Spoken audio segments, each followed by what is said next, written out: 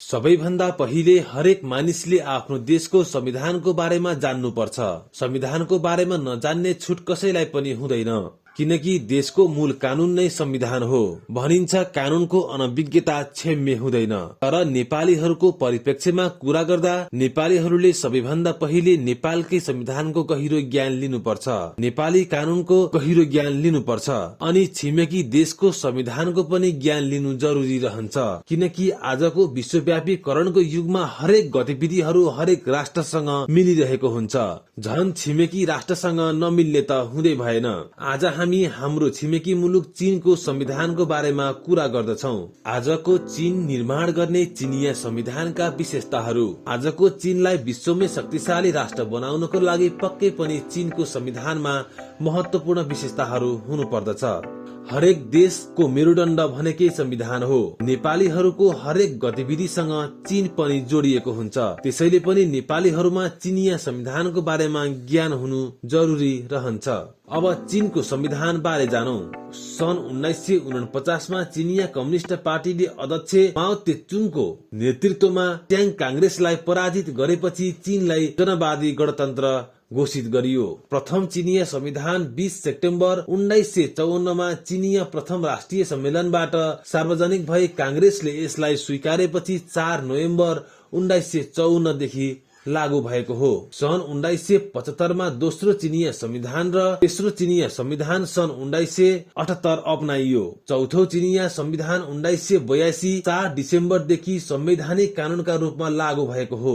यो संविधान सन् 1984 मा राष्ट्रिय जनवादी कांग्रेसको 5औं अधिवेशनद्वारा पारित गरी अपनाइएको हो। डेङ सियाओपिङ शक्तिशाली भएको बेला वर्तमान चिनिया संविधान अपनाइएको थियो। 5औं अधिवेशनद्वारा स्वीकारिएको अहिलेको चिनिया संविधान बारे जान्नै पर्ने 16 तथ्यहरू यस्ता छन्। 1. लिखित र निर्मित संविधान। चीनको संविधान लिखित संविधान हो। यसमा 4 परिच्छेद र 138 धारा छन्। वर्तमान चिनिया संविधान कुनै खास तिथि र मितिमा निर्माण भएको संविधान हो। यस संविधानको प्रस्तावना 4 भागमा विभाजन गरिएको छ, जसमा पहिलो भागमा सामान्य सिद्धान्तहरू छन् भने दोस्रो भागमा नागरिकहरूको मौलिक अधिकारको व्यवस्था गरिएको छ। तेस्रो भागमा राज्यको संरचना सहित यस अन्तर्गत विभिन्न आयोग र समितिहरूको व्यवस्था गरिएको छ। त्यसैगरी औपचारिक चौथो झण्डा, राष्ट्रिय गान, राष्ट्रिय राजधानी लगायतका विविध विषयहरू छन्। 2. संविधानको सर्वोच्चता। चिनिया संविधान 1982 को धारा 5 मा भनिएको छ, राज्य समाजवादी कानून पद्धतिको एक रूपता र गरिमाको रक्षा गर्नेछ। कुनै कानून, प्रशासकीय नियम तथा स्थानीय मूल्य र नियमहरूले संविधानको उल्लङ्घन गर्न सक्ने छैन। त्यसैले संविधानलाई सर्वोच्चतालाई चिनिया संविधानले अवलम्बन गरेको भन्न सकिन्छ। 3. एकात्मक व्यवस्थापिका। कानून निर्माण गर्ने विधायिकाको रूपमा एकमात्र सदन राष्ट्रिय जनकांग्रेस रहेको छ। चीनमा अप्रत्यक्ष निर्वाचन पद्धतिद्वारा 5 वर्षको लागि विभिन्न क्षेत्रबाट प्रतिनिधित्व गर्दै यस सदनको सदस्यको रूपमा रहन पाउने व्यवस्था गरिएको छ। वर्षको घटीमा एक पटक अधिवेशन अनिवार्य बस्नुपर्ने यस सदनलाई चिनिया सर्वोपरि अधिकार सुम्पिएको छ। चीनमा हुने महत्वपूर्ण निर्वाचनहरू जस्तै राष्ट्रपतिको निर्वाचन, प्रधानमन्त्रीको निर्वाचन तथा न्यायाधीशको निर्वाचन यस सदनले गर्ने व्यवस्था चिनिया संविधानमा उल्लेख छ। 4. एकात्मक या बहुराष्ट्रिय राज्य। चीनको संविधानको प्रस्तावनामा चीन एकात्मक एवं विभिन्न जाति र जनजातिहरूको एक बहुराष्ट्रिय राज्यको रूपमा रहेको चर्चा गरिएको छ। सन् 1982 को संविधानको धारा 3 अनुसार चीनको जनवादी एउटा राज्यको अंगको रूपमा लोकतान्त्रिक केन्द्रवादको सिद्धान्तलाई प्रयोगमा ल्याइएको छ।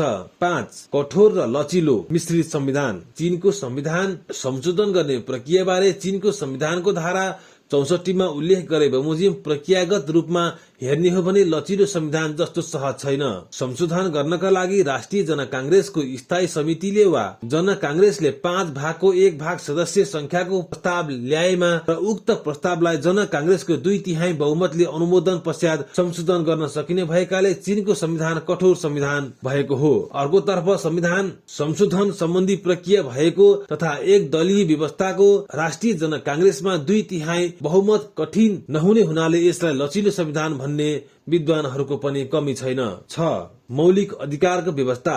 चीनको संविधानले समस्त नागरिक अधिकारलाई 4 भागमा बाँडेको छ, जसमा राजनैतिक अधिकार, आर्थिक अधिकार, सामाजिक अधिकार तथा सांस्कृतिक अधिकार र नागरिक अधिकार या व्यक्तिगत स्वतन्त्रता पर्दछन्। काम गर्ने अधिकार, आराम गर्ने, फुर्सद पाउने अधिकार, भाषागत एवं धार्मिक स्वतन्त्रता, संगठन, भाषण, प्रदर्शन, हडताल जस्ता राजनीतिक अधिकारको साथै जनस्वास्थ्य सुरक्षा, वृद्ध अवस्थाका भौतिक सुविधा जस्ता अनेक सामाजिक अधिकारहरू समेत रहेका छन्। 7 नागरिक कर्तव्यको संवैधानिक व्यवस्था, देशको अखण्डता रक्षा गर्नु, राष्ट्रिय एकता बनाइराख्नु, संविधान र कानूनको पालना गर्नु, राज्यको सुरक्षा गोप्य राख्नु, श्रम अनुसन्धान बनाइराख्नु, मातृभूमिको सुरक्षा, मान सम्मान र हितको रक्षा गर्नु, सैनिक सेवामा भर्ती भई सैनिक सेवा गर्नु, कानून अनुसार कर तिर्नु लगायतका विभिन्न कर्तव्यहरूको व्यवस्था चिनिया संविधानमा गरिएको छ। 8 कम्युनिस्ट पार्टीको सर्वोच्चता, सन् 1949 मा सत्ता ग्रहण गरेको कम्युनिस्ट पार्टीले आफू सत्तामा हुँदा बखत बनाइएको हुनाले चिनिया संविधानमा कम्युनिस्ट पार्टीको प्रभाव रहेको छ।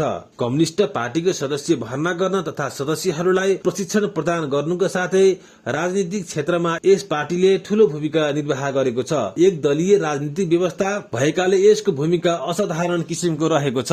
यसको प्रत्यक्ष प्रभाव संविधानमा समेत देखिन्छ। 9 समाजवादी शिक्षा, राष्ट्रले समाजवादी शिक्षण संस्थाको विकास गर्ने भन्ने व्यवस्था गरेको छ। त्यसैगरी सारा राष्ट्रको वैज्ञानिक तथा सांस्कृतिक स्तर उन्नत गर्ने प्रयास गर्नेछ भनिएको छ। राज्यले विभिन्न प्रकारको शिक्षण संस्थाको सञ्चालन गर्ने, स्वतन्त्र अध्ययनद्वारा जनलाई शिक्षित हुन प्रेरणा दिने लगायत सामाजिक संवैधानिक व्यवस्थाहरू यो संविधानमा गरिएको छ। 10 समाजवादी अर्थ व्यवस्था सहितको आर्थिक योजना, राज्यले समाजवादी सार्वजनिक स्वामित्वका आधारमा आर्थिक योजना बनाउने नीति लिएको छ। आर्थिक योजना भित्र राष्ट्रिय स्वार्थलाई मान्यता दिई राष्ट्रलाई समुचित बनाउनु पर्ने कुरालाई जोड़ दिएको छ। आर्थिक उदारीकरण र विदेशीलाई चीनमा उद्योग खोल्ने अनुमतिको व्यवस्था छ। चीनले विदेशी उद्यमी, पुँजीपति, अन्य वैदेशिक आर्थिक संगठन र विदेशी व्यक्तिलाई चीनमा लगानी गर्न आह्वान गरेको र उनीहरूको कानूनी अधिकार र हितलाई समेत संरक्षण गरिने कुराको संवैधानिक व्यवस्था गरेको छ। अर्थव्यवस्थाको समाजवादी आधार मानिएको चिनिया संविधान अनुसार चिनिया समाजवादी आर्थिक व्यवस्थाको आधारमा उत्पादनका साधनहरूको समाजवादी सार्वजनिक स्वामित्व हुनेछ। 11 व्यक्तिगत सम्पत्तिको संरक्षण, समाजवादी व्यवस्था अन्तर्गत निजी सम्पत्तिलाई रक्षा गर्ने प्रयास चीनको संविधानले गरेको छ। राज्य नागरिकका आय, बचत, घर तथा अन्य सम्पत्तिको रक्षा गर्ने व्यवस्था गरिएको छ, जो कानून अनुसार कमाइएको हुनाले वैधानिक हुन्छ। 12 काम अनुसार तलब, चीनको संविधान 1982 को धारा 6 अनुसार राज्यले त्यस प्रकारको समाजवादी सिद्धान्त अपनाउने छ जस अनुसार काम नगर्नेले खाने पनि छैन भन्ने रहेको छ। प्रत्येक व्यक्तिले योग्यता अनुसार काम गर्नुपर्ने र सोही अनुसार तलब मिल्ने सुनिश्चितता गर्ने व्यवस्था गरिएको छ। 13 केन्द्रीय सैनिक आयोग, चीनको संविधानले चीनको सशस्त्र सेनालाई निर्देशित गर्न सक्ने केन्द्रीय सैनिक आयोगको व्यवस्था गरेको छ, जसमा अध्यक्ष, उपाध्यक्ष र सदस्यहरू रहने व्यवस्था गरिएको छ। 14 स्वतन्त्र विदेश नीति, चीनको प्रस्तावनामा उल्लेख भए अनुसार चीनले निम्न विदेश नीतिहरू अवलम्बन गर्ने उल्लेख गरेको छ, जुन पञ्चशीलको सिद्धान्तलाई आधार मानेको छ। पञ्चशीलको सिद्धान्त अनुसार 5 वटा सिद्धान्त यस अनुसार छ। क पारस्परिक सम्मान र प्रादेशिक अखण्डता, ख पारस्परिक अनाक्रमण, ग अहस्तक्षेप, घ समानता र पारस्परिक लाभ, ङ कूटनीतिक सम्बन्ध र आर्थिक तथा सांस्कृतिक आदान प्रदान सह अस्तित्वको भावना बढाउने। 15 समाजवादी राज्य, चिनिया संविधानमा जनवादी गणतन्त्र चीन प्रजातान्त्रिक अधिनायकवादका अधीनमा एक समाजवादी राज्य हुनेछ भनिएको छ। यो मजदुर र किसानको संगठनमा आधारित हुनेछ। चिनिया समाजवादी प्रणाली जनताको जनवादी अधिनायक अधीनस्थ समाजवादी राज्य हो। चीन गणराज्यको आदर्श पंक्तिमा आधारित छ। 16 चिनिया न्यायिक व्यवस्था, चीनको सुप्रिम पिपुल कोर्टलाई सर्वोच्च तहको चिनिया अदालत भएको चर्चा गरिएको छ। अदालतले न्यायको उचित व्यवस्था गरी समानतामा जोड़ दिने कुरा उल्लेख छ। यसरी वर्तमान चिनिया संविधान क्रान्तिको परिणाम या उपजका रूपमा आएको हुनाले सोही भावनालाई समेटेको पाइन्छ। यसैगरी यस संविधानमा राज्य परिषदको व्यवस्था, स्थानीय जन कांग्रेस र स्थानीय सरकारको व्यवस्था गरेको पाइन्छ।